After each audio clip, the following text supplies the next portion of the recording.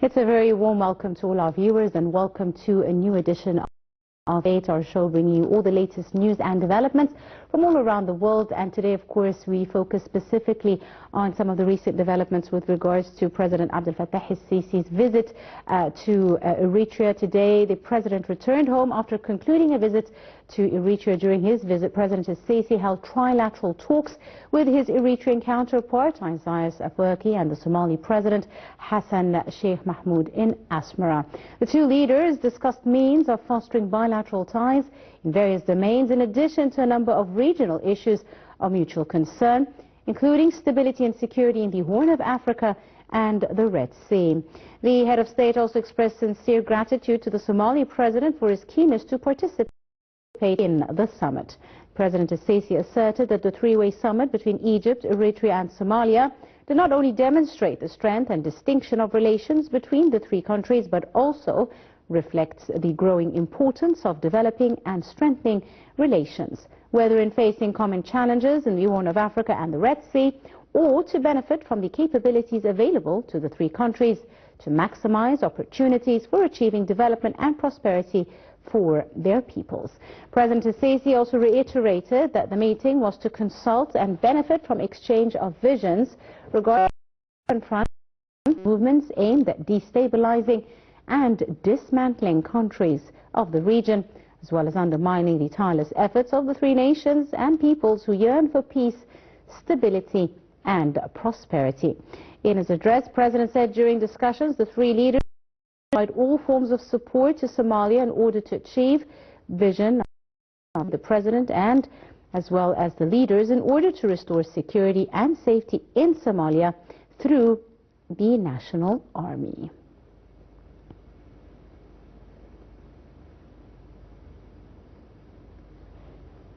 And for more, Egypt and Eritrea are tied by deep-rooted historical ties. Egypt has a major role in support of Eritrea's revolution until the country gained independence in 1993.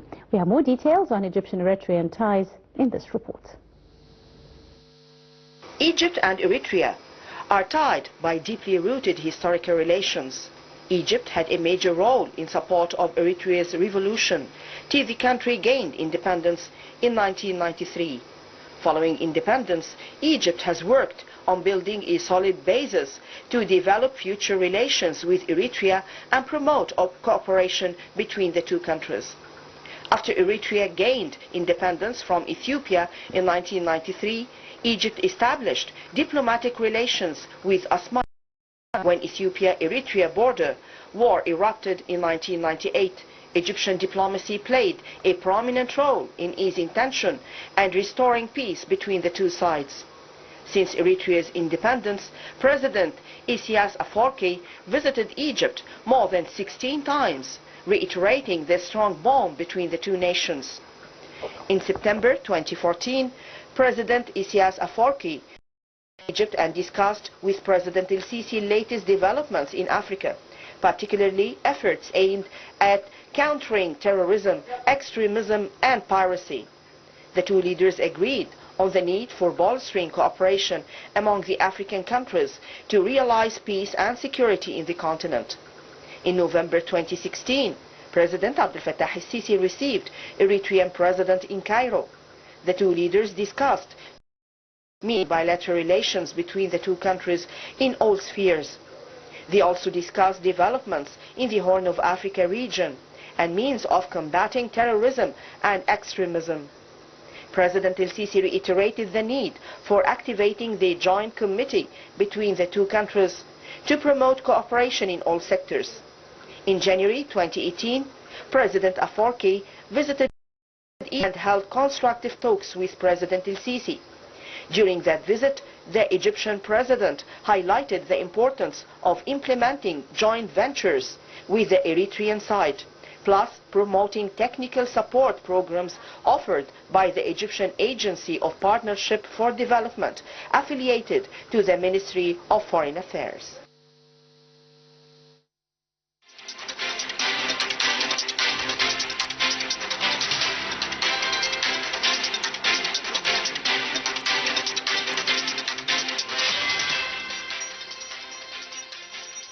Welcome back, ladies and gentlemen. Still with you on tonight's edition of the Daily Debate. We are now delighted to be joined in the studio this evening by our guest, His Excellency, Ambassador Medhat Meligy, former Assistant to the Minister of Foreign Affairs. It's a very good evening to you, Mr. Ambassador. Good evening to you. And thank you very much for your time, Mr. Ambassador. Thank you for the invite. Right. Mr. Ambassador, today, of course, President Sisi returned from a very important visit to Eritrea. The President discussed with the Eritrean counterpart as well as the Somali President who attended this visit ways to reinforce bilateral relations, ways to maintain security and stability in the region, as well as other issues of mutual concern. Let me start by asking Your Excellency, how do you see the timing of this visit? Well, it comes in a very critical time. I mean, we all know that the Horn of Africa is a region where it has seen a lot of turmoil and a lot of movement recently.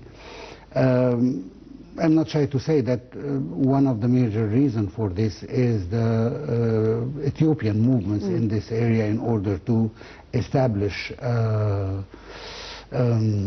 a fact that its presence there. It's willing even to sign accords and agreements with separatist group, as we have seen in the case of Somalia, which actually jeopardized the stability and the integrity of the state of Somalia and the unity of its people. So Egypt cannot see this and stand silent. It has to take measures, not just for its own security, but for the security of all the countries on the Red Sea, which is, as you know, a vital issue for the Egyptian national security. And accordingly, and actually I want to seize the opportunity to praise the Egyptian efforts for taking the initiative and not waiting for to certain actions that are illegally taken by certain countries to establish a fact on the region, on the ground. Absolutely. Right. Your Excellency, now this tripartite summit between the three leaders also shed some light on the danger of the situation, as you said, as well as the continuation of, you know, the strife in Sudan, the Red Sea, which has also led to several disruptions in the region. As you mentioned, international navigation has been negatively impacted. Global trade ties have also been, you know, changed to deal with the situation, impacting on these countries' economies as well. How do you see the coordination between the three countries? How can they coordinate together in order to secure this specific route? Well, we have to understand that the three countries are sharing a wide coast on the Red Sea.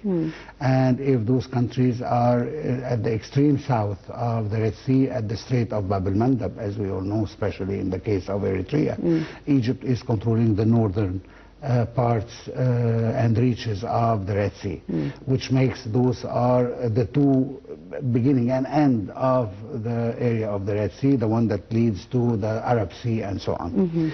So this is a very vital area for not just the stability of the region, but for the stability of the trade and the chains of trade in the world. And the disruption of this actually leads to a lot of, first of all, the prices have gone up for the whole world, because the price, of course, of turning around the Cap of Africa is much more expensive than going through the Suez Canal. Of course, we should not just blame those countries on our side, the African side of the Red Sea, but we have also to look at the Houthi and what they are doing, which is affecting also. Of course, we in a certain way understand the reasons behind it. However, we cannot also stand still regarding these violations to the maritime routes that are actually supposed to be secured for the well-being of humanity and not just those countries who are on the coastline. However, I think that one of the most important things that were mentioned today is exploring the possibility of a military cooperation and how we can reach a good level of military cooperation for the stability of those countries on one side and for the stability of the region and the world accordingly on a longer term. And I think this is the most important thing for us in Egypt, since we are going to be the one who will be crafting this. I mean, Egypt is going to be the country who can provide these countries with their needs of weapons. So accordingly, we are the one who can control the flow of these things to stabilize the region, the region, and at the same time not to put too much arms in order to create a regional conflict, which is something we don't want. It's a tricky balance, absolutely. Exactly. Especially that we have one country that is ready to do whatever it takes to destabilize the region to achieve its own goals. Absolutely. Now, Your Excellency, aside from military cooperation, the discussed and agreed on the importance of developing other kinds of cooperation, namely investment and trade, deepening trade ties, as well as intensifying cooperation in the field of capacity, as well as transfer of expertise, etc. This is a very important side of the meeting that was held. How important do you see such agreements between different African countries amongst each other, especially in light of the global challenges now when it comes to trade, investment and economy? Well, those are main tools for politics now. They are not just aimed to enhance the regional trade and the regional cooperation between the countries. Of course, Egypt, from the minute Mr. Sisi, our president, took power, and he had in mind always to, as a strategic goal, to enhance the relation with the African countries. Having said that, I think one of the most important things is to enhance the relation with the countries that are most important to us in Egypt. Absolutely. And mainly I would name the River Nile countries. Yes. And on second phase, Horn of Africa, because of the strategic importance of the Red Sea for Egypt. So those are the main two objectives in the region. Having said that, of course, we have also other partners, whether we're talking about other economic bloc in the continent, or on bilateral historical relations between Egypt and some other countries. But the most important thing is that how we can benefit from these economic tools and this trade development to achieve a certain, I might go to use the word influence in the international political arena. This is the most important thing for us. We have an issue concerning our national security, and we have to make sure that our allies and our friends are secured so that we can depend on them to secure our national interests. And from here comes the interest of such a presidential level visit from President Sisi himself, and I'm sure that the idea of asking the President of Somalia to join, which I believe something came later at a later stage, because the visit is originally to Eritrea, but then the Somalian President, because I think that there is a very important need to enhance the cooperation between those three countries in order to stop and deter any regime, regional or international, who is trying to destabilize the security of the Red Sea. Absolutely. Your Excellency, you spoke about an important issue, and this leads me to my next question, the issue of what kind of message do you see, as Egypt trying to get across to deliver to both regional as well as international powers, through boosting ties with other African countries, with other African allies, especially, again, in light of the current situation in the region as a whole? Well, I think that the most important thing is to seize all the opportunities that are open to us. The South-South cooperation have been a very important door to us. And we have always spoken about the importance of further developing these relations. And President Sisi did not hide it from, as I said, the first day that he took power, that he wants to enhance the relations with Africa. His visits to the African countries is unprecedented from any other president during the last several decades. And I think that he understands the strategic importance of having good and strong ties with this relation. Let's not hide things, but I think our absence from the African arena for a certain period of time before the current republic, as we see it, have cost us dearly and made us suffer from lack of good relations. And that's why what he's trying to do. He's trying to catch up, as you just mentioned now. The good relations that we always had ever since President Nasser, who was considered as the leader of Africa because he helped all the African countries to gain their independence and so on. So I think what President Sisi is trying to do is to regain the Egyptian position as a leader of the continent on one side and as strategic importance for Egypt on a second phase. Absolutely. So I think that the timing is very important and the effort is very important, and we have all to work on this. And since I am coming from a ministry that has embassies all over Africa, I can assure you that one of the directories of President Sisi at the beginning is to send the most capable and the most able diplomats to serve in African countries in order to achieve better goals. At a certain period of time it was considered like a punishment when we are sent to Africa, but not anymore. And diplomats are actually striving to serve there because they know that they can achieve things, and there are of targets that could be dealt with and could be achieved once they are there. So I want to praise this, and I hope that we'll continue on this path to reach even higher level in cooperation with African countries. Your Excellency. Let's go to a second report now discussing more ties and relationship between Egypt and the Horn of African countries, and we'll be back for more. Do stay tuned. Egypt always stresses that the Horn of Africa region been a priority file for the Egyptian foreign policy, given its direct connection to Egypt's national security. Egypt's keenness to support efforts to achieve stability and restore security in the countries of the Horn of Africa is a top priority, as well as to combat terrorism, extremism and organized crime, which is vital for regional and international security and for safeguarding global shipping movement in the Red Sea and the Bab el-Mandeb Strait.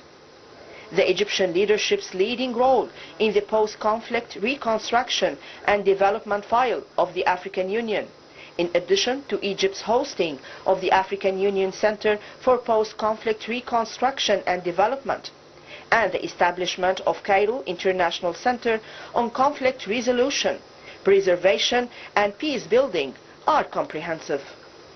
Egypt's keenness to help African nations is by supporting their state institutions, promoting respect for their sovereignty and territorial integrity, as well as supporting governments to realize security, combat terrorism, and have control over national soil.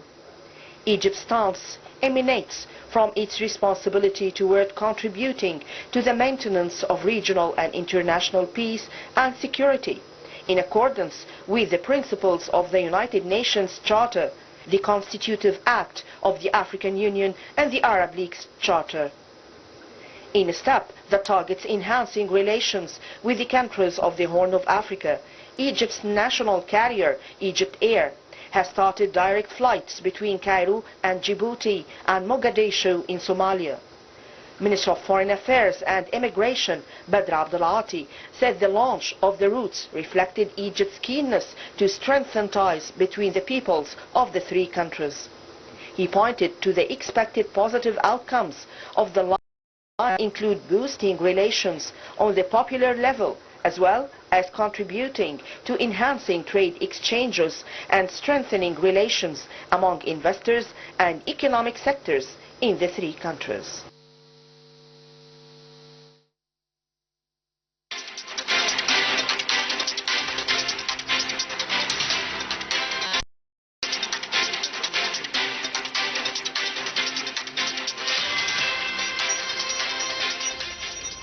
Welcome back, ladies and gentlemen, still with you and this evening's edition of the Daily Debate, and once again delighted to be in the company of His Excellency Ambassador Medhat and Meligy, former Assistant to the Minister of Foreign Affairs. Once again, Your Excellency, thank you so much for coming in this evening. Thank you for having me. Right, Mr. Ambassador, now the Egyptian foreign policy, as we were talking earlier, is now giving to African countries, working on regaining, the relationship that was there beforehand, and the African circle among some of the main political circles in the mindset of Egypt.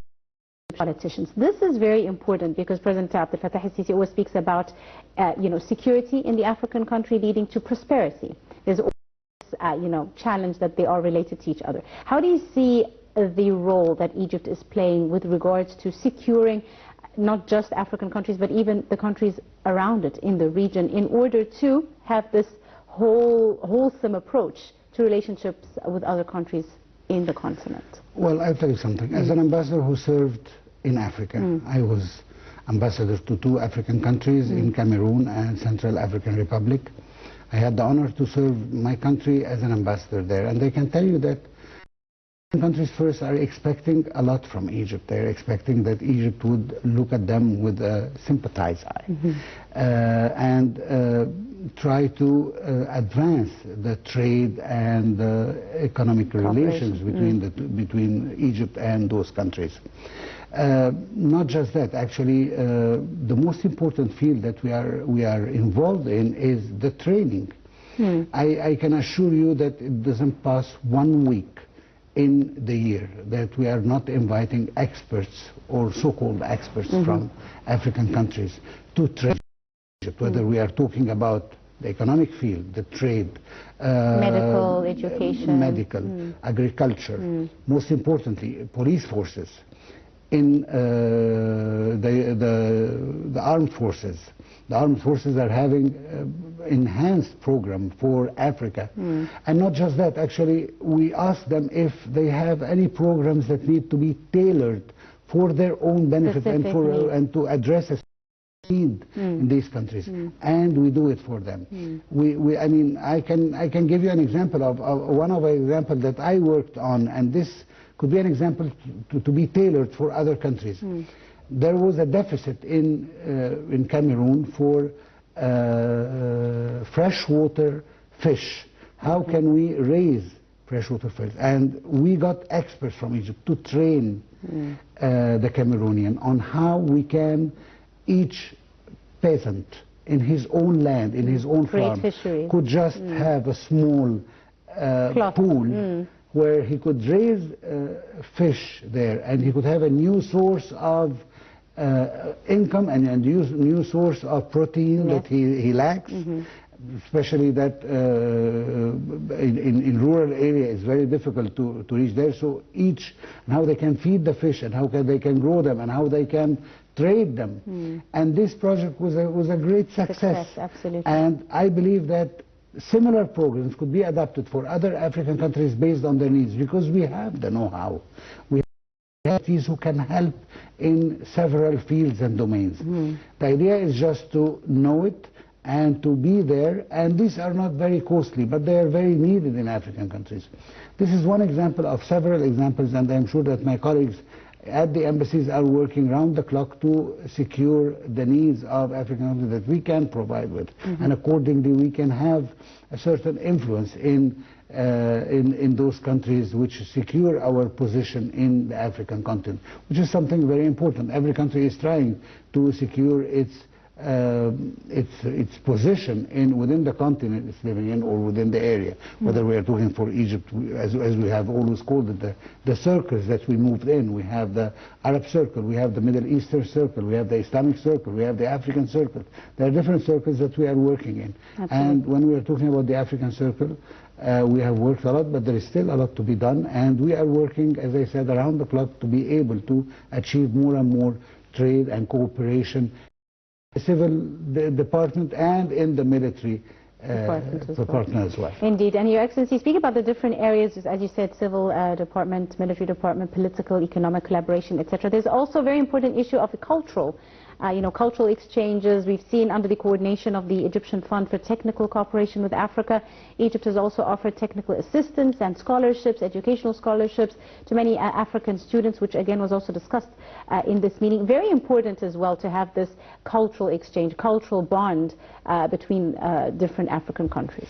You are totally right. The cultural bond is a very strong one. We've worked hard on it, and if you permit me, there is one even sector that is very important, and it's my mistake maybe that we didn't mention it earlier, which is the role of Al-Azhar. Yes, of course. Al-Azhar is playing a very important role in the African countries, because many African countries, if it's not an Islamic country, it has a certain population of Muslims who love to come to Al-Azhar to study. And I think when we go around in the streets of Cairo, especially in the area of Nasr City, Yes. we see a lot of Africans who are studying at the institutes of Al-Azhar and going back with this, as we call it, the good Islam, the good image of Islam, to spread it among their people. Don't forget that there is terrorism. I was myself a witness of a lot of atrocities due to a Boko Haram group at the borders of Cameroon with Nigeria, and I have seen the atrocities that they are committed, thinking that they are offering another version of Islam, which is unfortunately is not the real image of Islam, that the one we want to project and the one that really is. Yes. So Al-Azhar is playing one important role in the area of culture, not to mention, of course, the scholarship that we are offering, whether we are talking about undergraduate or postgraduate studies. And I think there is a lot to be done. It just needs a little bit more of organization between the central offices here in Cairo and our African embassies. But I am sure that this did not pass. If we reach the level of coordinator on presidential level, sure. lower Trickle level, down. we will Absolutely, take absolutely. that. Exactly. Right, I'm afraid we've run out of time. Very quickly, with your Excellency, I'd like to thank you very, very much, Mr. Ambassador Medhat Meligy, the former Assistant to the Minister of Foreign Affairs. It's been an absolute pleasure. Thank you so much for your time, Your Excellency. Thank you for having me, and I hope that next time we'll be talking about more and more achievements in the African country from Egypt, inshallah. Indeed, indeed, God willing. Thank you very much, Mr. Ambassador. For today's edition of the Daily Debate, we do hope you have enjoyed it. You're in the company of myself, Angie Meher. Thank you for watching.